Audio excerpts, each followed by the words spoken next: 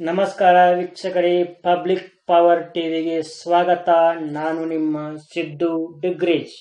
ಬಾಗಲಕೋಟೆ ಜಿಲ್ಲೆಯ ಜಮಖಂಡಿ ತಾಲೂಕಿನಲ್ಲಿ ಕೆಎಸ್ಆರ್ಟಿಸಿ ಸಾರಿಗೆ ನೌಕರರ ಧರಣಿ. ಕರ್ನಾಟಕ ರಾಜ್ಯಾದ್ಯಂತ ಪ್ರತಿಭಟನೆ ಮಾಡುತ್ತಿರುವ ರಾಜ್ಯ ರಸ್ತೆ ಸಾರಿಗೆ ನೌಕರರು ರಾಜ್ಯದ ಉದ್ದಗಲಕ್ಕೂ ಸಂಪರ್ಕ ಕಲ್ಪಿಸುವಲ್ಲಿ ಹಾಗೂ ಸಂಚಾರಿ ವ್ಯವಸ್ಥೆಯಲ್ಲಿ ಪ್ರಮುಖ ಪಾತ್ರ ವಹಿಸಿದ್ದು, ನೌಕರರು ಹಲವಾರು ವರ್ಷಗಳಿಂದ ಹಗಲಿರುಳು ಎನ್ನದೆ ಶ್ರಮಿಸುತ್ತಾ ಬಂದಿದ್ದು, ತಮ್ಮನ್ನು ಸರ್ಕಾರಿ ನೌಕರರು ಎಂದು ಘೋಷಿಸುವಂತೆ ಮನವಿ ಮಾಡುತ್ತಾ ಬಂದಿದ್ದರೂ ಸರ್ಕಾರ ಯಾವುದೇ ರೀತಿಯ ಸರಿಯಾದ ಸ್ಪಂದನೆ ನೀಡದೇ ಇರುವುದರಿಂದ ಕಾರ್ಮಿಕರು ಈ ಧೋರಣೆಯನ್ನು ಖಂಡಿಸಿ ಹಲವು ದಿನಗಳಿಂದ ಪ್ರತಿಭಟನೆ ಮಾಡುತ್ತಿದ್ದು, ಇಂದು ಜಮಖಂಡಿ ಮತಕ್ಷೇತ್ರದ ಶಾಸಕರಾದ ಆನಂದ ನ್ಯಾಮಗೌಡ ಅವರು ಪ್ರತಿಭಟನಾ ನಿರತ ಸ್ಥಳಕ್ಕೆ ಭೇಟಿ ನೀಡಿ ಸಮಸ್ಯೆಗಳನ್ನು ಆಲಿಸಿ ಸರ್ಕಾರದ ಮೇಲೆ ಒತ್ತಡ ಹೇರುವುದಾಗಿ ಭರವಸೆ ಕೊಟ್ಟರು.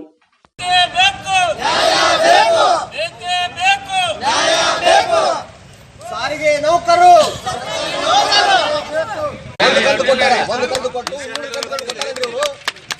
ನಮ್ಗೆ ಕೊಡ್ತಕ್ಕಂತ ನ್ಯಾಯಯುತವಾಗಿ ನಮ್ ದುಡಿಮೆ ಇರ್ತಕ್ಕಂಥ ಏನು ನೀವು ಬಿಲ್ ಮಾಡಿ ಒಗೆದು ಬಿಟ್ಟಿರಿ, ಅವ್ರು ಪಾಯಿಲ್ ತಕ್ಕಂತ ಆ ಧೂಳು ಜಾಸ್ತಿ ಇರ್ತದೆ, ಧೂಳು ಬರೋದು ಇಷ್ಟದಪ್ಪ ಅಂತ ನಮ್ಮ ಮಕ್ಕಳಿಗೆ ಏನಾದ್ರು ಸಿಕ್ತಾ, ಅದ್ರಿಂದ ಫೈದೆ ಸಿಕ್ತಾ? ಶಿಕ್ಷಣ ಅವ್ರು ನಮಗಿಂತಲೂ ಜಾಸ್ತಿ ಪೇಮೆಂಟ್ ತಗೋತಾರ. ಸಾಯಂಕಾಲ ಆದ್ರೆ ಅವ್ರು ಮನೆಗೆ ಹೋಗಿ ಮುಟ್ತಾರ. ಅವ್ರ ಮಕ್ಕಳನ್ನ, ತಾಯಿ ತಂದಿನ, ಗಂಡಂದ್ರ, ಅವ್ರ ಹೆಂಡತಿನ ಎಲ್ಲರನ್ನ ಅವ್ರು ನೋಡ್ಕೋತಾರ. ನಾವು ಹೋಗಂಗಿಲ್ಲ ಮನೆಗೆ. ನಾವು ಒಂದು ವಾರಗಟ್ಲೆ 15 ದಿವಸಗಟ್ಲೆ ಇಲ್ಲಿ ಮನೆ ಮಠ ಮಕ್ಕಳು ಎಲ್ಲ ಬಿಟ್ಟು ನಮ್ಮ ಸಾರ್ವಜನಿಕರಿಗೋಸ್ಕರ ನಾವು ಇಲ್ಲಿ ಜೀವನ ಮಾಡ್ತೀವಿ. ಯಾಕಂದ್ರೆ ಎಲ್ಲರೂ 8 ತಾಸು ಡ್ಯೂಟಿ ಮಾಡಿದ್ರೆ ನಮ್ಮ ಜೀವನವೇ ನಾವು ಮುಡಿಪಾಗಿಟ್ಟು 12 ತಾಸುಗಟ್ಲೆ ನಾವು ಡ್ಯೂಟಿ ಮಾಡ್ತೀವಿ. ಯಾಕೆ ನಮಗೆ ಕೂಲಿ ಕಾರ್ಮಿಕರಿಗಿಂತಲೂ ನಮಗೆ ಪೇಮೆಂಟ್ ಯಾಕೆ ಕಡಿಮೆ ಅದ? ನಾವು ಎಲ್ಲರಿಗಿಂತಲೂ ಜಾಸ್ತಿ ದುಡಿತೀವಿ. ನಮಗೆ ಯಾಕೆ ಈ ತರ ದೋಷಣೆ ಮಾಡ್ತಾರ? ಯಾಕಂದ್ರೆ ಸರ್ಕಾರ ನಮಗೆ ಯಾಕೆ ದೃಷ್ಟಿ ಹಾಯಿಸೋಲಾಗೈತಿ? ನಾವು ಎಲ್ಲರಿಗಿಂತಲೂ ಕೀಳು ಮಾಡ್ತೀನವ್ರ? ಇಲ್ಲ, ನಾವು ಎಲ್ಲ ರೀತಿಯಿಂದನೂ ಒಂದು ರೀತಿಯಿಂದ ಹೆಚ್ಚಿನವರೇ ಇದ್ದೀವಿ. ಯಾಕಂದ್ರೆ ಸಹನಯುತವಾಗಿ ನಾವು ಜನಸೇವೆಯನ್ನು ಮಾಡ್ತಾ ಇದ್ದೀವಿ.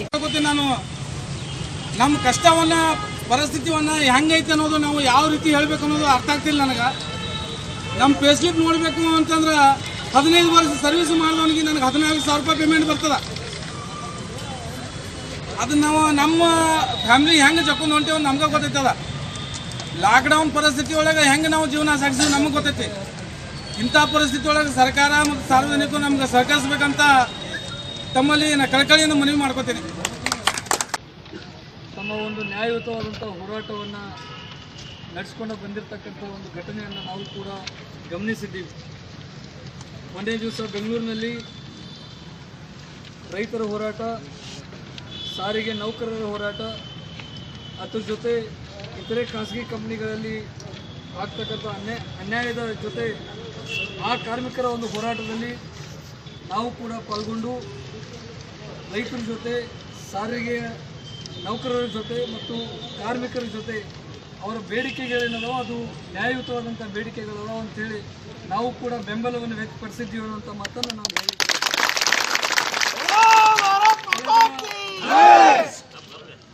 ಕಳೆದ 4-5 ದಿವಸದಿಂದ ತಾವೇನೊಂದು ಹೋರಾಟವನ್ನು ಹಮ್ಮಿಕೊಂಡಿದ್ದೀರಿ.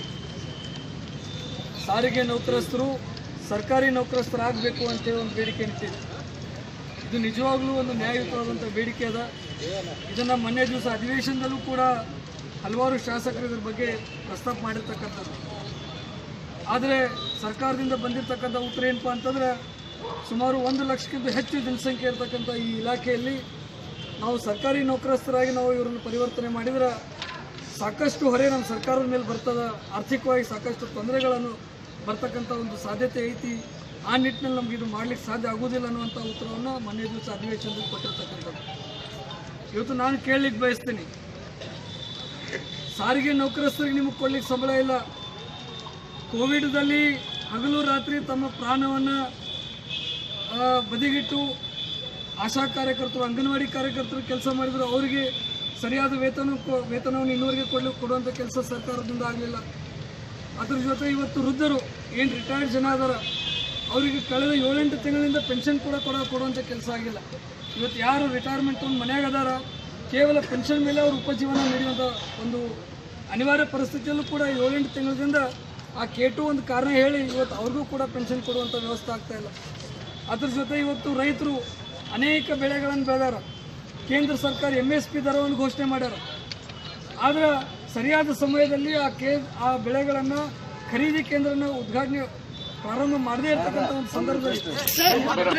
ಸಂದರ್ಭದಲ್ಲಿ ಇವತ್ತು ಅನೇಕ ರೈತರು ಬೆಳೆದಂಥ ಬೆಳೆಯನ್ನು MSPಕ್ಕಿಂತ ಕಡಿಮೆ ಬೆಲೆಯಲ್ಲಿ ಮಾರಾಟ ಮಾಡಿರ್ತಕ್ಕಂಥದ್ದು ಕೂಡ ಇದನ್ನು ನಾವು ಮಾನ್ಯ ಸರ್ಕಾರದ ಗಮನವನ್ನು ಸೆಳೀತಕ್ಕಂಥ ಒಂದು ಪ್ರಯತ್ನ ಮಾಡಿದ್ದೀವಿ. ಇವತ್ತು ರಾಜ್ಯದಲ್ಲಿ ಎಲ್ಲ ವರ್ಗದ ಜನರಿಗೆ ಅನ್ಯಾಯ ಆಗಲಿಕ್ಕೆ ರೈತರಾಗಿರ್ಬೋದು, ಕಾರ್ಮಿಕರಾಗಿರ್ಬೋದು, ಸರ್ಕಾರಿ ನೌಕರಸ್ಥರಾಗಿರ್ಬೋದು, ಅದ್ರ ಜೊತೆ ಸಣ್ಣ ಸಣ್ಣ ವ್ಯಾಪಾರಸ್ಥರಾಗಿರ್ಬೋದು.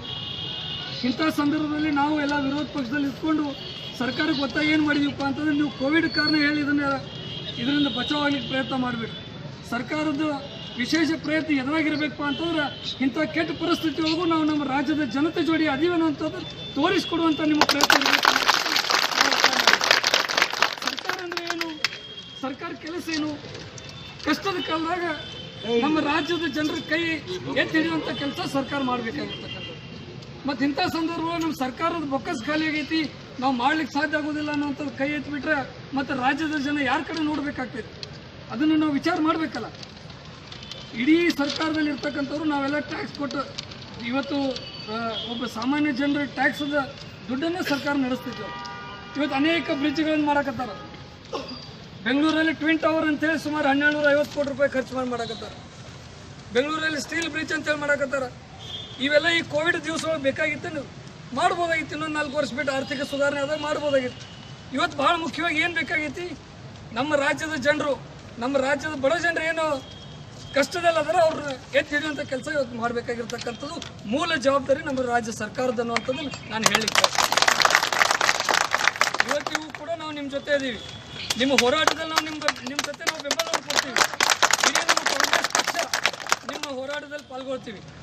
ನಿಮ್ಮ ಪರವಾಗಿ ನಾವು ಧ್ವನಿಯನ್ನು ಈಗಾಗಲೇ ವಿಧಾನಸೌಧದಲ್ಲಿ ಎತ್ತಿದ್ದೀವಿ, ಮುಂದೆ ಕೂಡ ಎತ್ತುತ್ತೀವಿ ಅನ್ನುವಂಥ ಮಾತನ್ನು ನಾನು ಹೇಳಲಿಕ್ಕೆ. ಹೀಗಾಗಿ ಇದೇನು ಹೋರಾಟವನ್ನು ತಾವು ಮಾಡ್ತಾ ಇದ್ದೀರಿ, ಇದು ಒಂದು ಒಳ್ಳೆಯ ನ್ಯಾಯಯುತವಾದಂಥ ಹೋರಾಟ ಐತಿ. ಈಗಾಗಲೇ ನಮ್ಮ ಒಬ್ಬರು ಸ್ನೇಹಿತರು ಹೇಳ್ತಾ ಇದ್ರು, ನಾವು ನಸಕ್ನಾಗ ಎದ್ದು ಹೋಗ್ತೀವಿ, ಮಕ್ಕಳು ನೋಡಿಸೋದಕ್ಕೆ ಆಗಲ್ಲ, ವಾಪಸ್ ಬರುವಷ್ಟು ರಾತ್ರಿ ಆಗಿರ್ತೈತಿ, ಅವ್ರ ಮಕ್ಕಳು ಮಲ್ಕೊಂಡಿರ್ತಾರೆ. ಅಂದರೆ ನಮ್ಮ ಒಂದು ಪರ್ಸ್ನಲ್ ಫ್ಯಾಮಿಲಿ ಟೈಮ್ಸೋದಕ್ಕೆ ನಮಗೆ ಕೊಡೋದು ಆಗದೇ ಇರ್ತಕ್ಕಂಥ ಸಂದರ್ಭದಲ್ಲಿ ನಾವು ಸಾರಿಗೆ ಇಲಾಖೆ ಮೇಲೆ ಅಷ್ಟೊಂದು ಅಭಿಮಾನ ಪ್ರೀತಿ ಇಟ್ಕೊಂಡು ಆ ಒಂದು ಕರ್ತವ್ಯದಲ್ಲಿ ನಾವು ಪ್ರಾಮಾಣಿಕ ಸೇವೆಯನ್ನು ಸಲ್ಲಿಸಿದ್ರು ಕೂಡ ಇವತ್ತು ಸರ್ಕಾರ ನಮ್ಮ ಸೇವೆಯನ್ನು ಪರಿಗಣಿಸ್ತಾ ಇಲ್ಲ ಅನ್ನುವಂಥ ನೋವು ನಿಮ್ಮಲ್ಲ. ಅದು ನಿಜವಾಗ್ಲೂ ನ್ಯಾಯಯುತವಾದಂಥ ನೋವು. ಅದನ್ನು ನಾವು ಕೂಡ ಅದನ್ನು ಅರ್ಥ ಮಾಡ್ಕೊಳ್ತೀವಿ. ನಿಮ್ಮ ಪರವಾಗಿ ನಾವು ಸರ್ಕಾರದ ಮೇಲೆ ಒತ್ತಡ ತರ್ತೀವಿ. ಇದನ್ನು ಆದಷ್ಟು ಬೇಗ ಆಗ್ತಕ್ಕಂಥ ಕಾರ್ಯದಲ್ಲಿ ನಮ್ಮ ಪ್ರಯತ್ನ ಇರ್ತದೆ. ಒಟ್ಟಾರೆಯಾಗಿ ಇವತ್ತೇನು ನೀವು ಸಾರಿಗೆ ನೌಕರಸ್ಥರು, ಸರ್ಕಾರಿ ನೌಕರಸ್ಥರು ಆಗಬೇಕಂತೇಳಿ ತಮ್ಮ ಒಂದು ಆಶೆ ಇದೆ, ಅದಕ್ಕೆ ನಮ್ಮದು ಕೂಡ ಬೆಂಬಲ ಇದೆ ಅನ್ನೋಂಥ ಮಾತನ್ನು ಹೇಳಿ ವಿಶೇಷವಾಗಿ ನಿಮ್ಮ ಈ ಒಂದು ಹೋರಾಟದಲ್ಲಿ ನಮ್ಮ ಒಂದು ಸಹಕಾರ ಕೂಡ ಇರ್ತದೆ ಅನ್ನುವಂಥದ್ದನ್ನು ನಾನು ಹೇಳಲಿಕ್ಕೆ ಇಲ್ಲಿ ಬಂದು ತಮ್ಮ ಜೊತೆ ಒಂದು ಶಕ್ತಿಯಾಗಿ ನಿಲ್ಲಬೇಕು ಅನ್ನುವಂಥ ಒಂದು ವಿಚಾರ ಇಟ್ಕೊಂಡು ಇಲ್ಲಿ ಬಂದಿದ್ದೀನಿ. ತಮ್ಮ ಒಂದು ಧ್ವನಿಯಾಗಿ ನಮ್ಮ ಇಡೀ ಕಾಂಗ್ರೆಸ್ ಪಕ್ಷ ತಮ್ಮ ಧ್ವನಿಯಾಗಿರ್ತದೆ ಅನ್ನುವಂಥ ಮಾತನ್ನು ನಾನು ಹೇಳಿ ನನ್ನ 2 ಮಾತು